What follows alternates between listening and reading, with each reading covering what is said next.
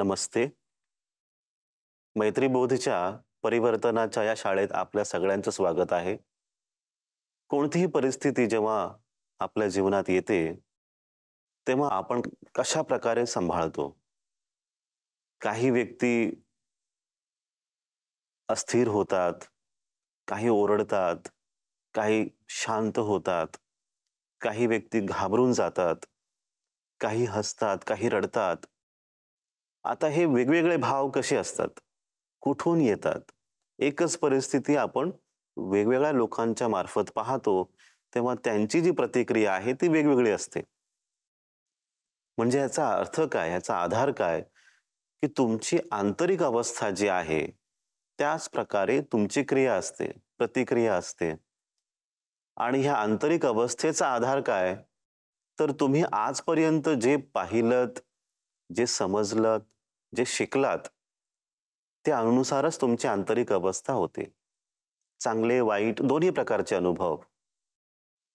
त्यानुसार तुमची प्रतिक्रिया ठरली जाते.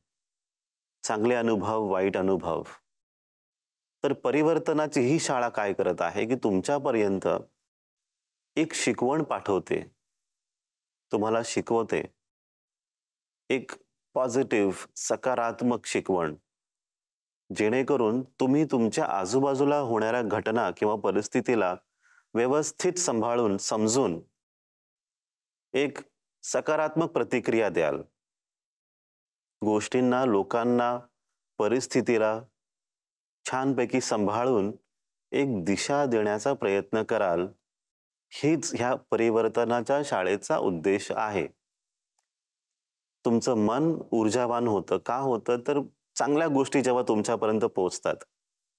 तुम्हाला नेमकं करायचं काय? फक्त सकारात्मक विचार आतमध्ये तुमच्या सांभाळून ठेवायचं आहे. त्यांचं संगोपन करायचं आहे.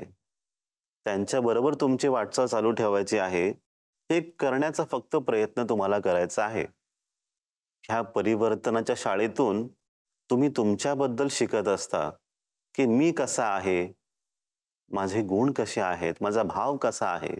आता हा एक वेगळा विषय असतो कधी-कधी, की आपल्याला सगळ्यांबाबतीत सगळं माहीत असतं. पण स्वतः बाबतीत आपल्याला काहीच माहीत नाहीये किंवा खूप कमी माहीत आहे. तर आमचा पूर्ण प्रयत्न असतो, की तुम्हाला तुमच्याच बाबतीत एक आरसा दाखवण्याचा, की तुम्ही कसे आहात? तुमची आंतरिक अवस्था कशी आहे? तुम्ही ज्या घरात राहता, तुमच्या आसपास तुमचे लोकं आहेत आणि हे सगळे म्हणजे आपण असं पाहू, की वेगवेगळे लोकं आहेत. त्यांच्याशी तुमचा संबंध वेगवेगळा आहे. चांगला वाईट आपण कोणाशी खूप मोकळं होऊन बोलतो, तर थोडा दुसऱ्यांशी आपण थोडंसं अंतर ठेवून बोलतो. काही व्यक्ती घरामध्ये रागीट आहेत, तर काही खूपच सॉफ्ट आहेत. तर वेगवेगळी लोकं तुम्हाला घरात पाहायला मिळतात. तसं तुमच्या शाळेबाबतीत आपण विचार केलं, तर चांगले शिक्षक किंवा वाईट शिक्षक म्हणजे रागावणारे, कठोर आणि काही फारच प्रेमळ, आपण असंही पाहू शकतो. इतकी लोकं तुम्हाला आपल्या जीवनात पाहायला मिळतात. तुमच्या ऑफिसात सुद्धा तुमचे मित्रपरिवार, काही चांगले आहेत, तर काही वाईट आहेत, काही स्वार्थी आहेत. तो काही खूपच चांगले मदत करणारे आहेत. आता आपण काय करणार ह्या सगळ्यांनाच एकत्र करून आपल्या आतमध्ये सामावणार आहोत. ही सगळे माझ्याच आतमध्ये आहेत.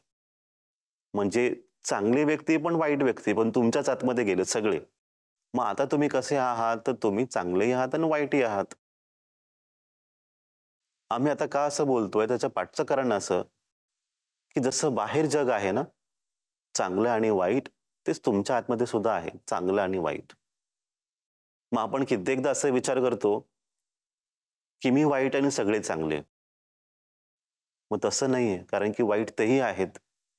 तुम्ही जितके नकारात्मक आहात, तितके तेही आहेत. तुम्ही जितके वाईट, तितके तेच वाईट. तुम्ही जितके चांगले, तितकेच ते पण चांगले. मग स्वतःला तुम्ही तसं फिक्स करून ठेवू नका, की मी वाईटच आहे किंवा मी चांगलाच आहे. माझ्या आतमध्ये सगळ्याच प्रकारचे विचार आहेत. चांगलेही विचार आहेत, वाईटही विचार आहेत. असं कोणच सांगू शकत नाही, की बाबा मी फक्त चांगलाच विचार करतो किंवा वाईटच विचार करतो. कारण की वैश्विक मन आहे, एकच मन आहे आणि ह्या एकाच मनामध्ये सगळ्याच प्रकारचे विचार असतात. जसा दिवस आहे, रात्र आहे. सुख आहे, दुःख आहे. काळा आहे, गोरा आहे.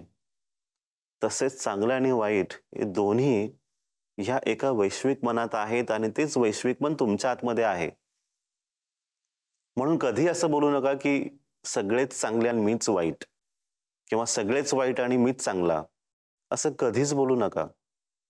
आपण सगळेच समान आहोत, काही वेगळं नाही. संत कबीर आपल्याला माहित आहे, त्यांनी सांगितलं की मी वाईट माणूस शोधण्यासाठी बाहेर गेलो, तर सगळ्यात वाईट मी स्वतःलाच पाहिलं. त्यांच्या या सांगण्याचा पाठचा उद्देश असा की सगळं समानच आहे, चांगलं वाईट सगळीकडे तेच आहे. म्हणून या परिवर्तनाच्या शाळेमध्ये तुम्ही आहात आता, तर हा एक विचार घेऊन चला की चांगलं वाईट मी आणि ते सगळेच, कोणीही वेगळं नाही. स्वतःला उगाच दोष देण्याचा प्रयत्न करायची गरज नाहीये, किंवा मीच मोठा असं सांगण्याचाही प्रयत्न करू नका. सगळेच समान आहेत. सकाळी जेव्हा तुम्ही बागेत जातात चालण्यासाठी किंवा जॉगिंगसाठी, वॉकिंगसाठी गेलात तुम्ही, सुप्रभात म्हणून तुम्ही कोणाला विश केलं, गुड मॉर्निंग विश केलं, मग समोरचा व्यक्ती असं सांगू शकतो की अरे आजचा दिवस फारच वाईट, सुरुवात सकाळचीच वाईट झाली. कोणी सांगू शकतो की आजचा दिवस फारच चांगला. प्रत्येकाची आपापली मतं आहेत, चांगलं आणि वाईट. तर तुम्हाला जीवनात सगळंच पाहायला मिळतं.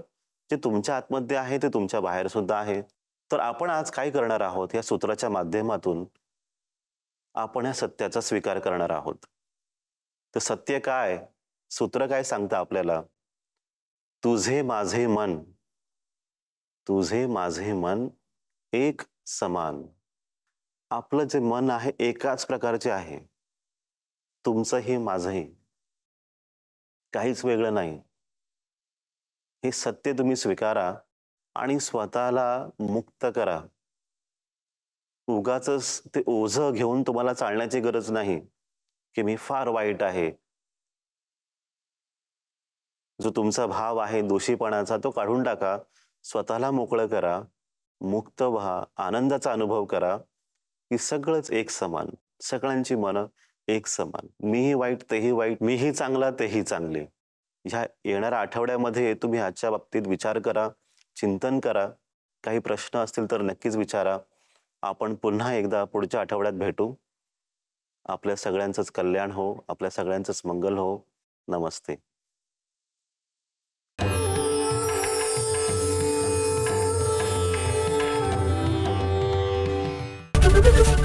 एबीपी माझा, उघडा डोळे बघा नीट.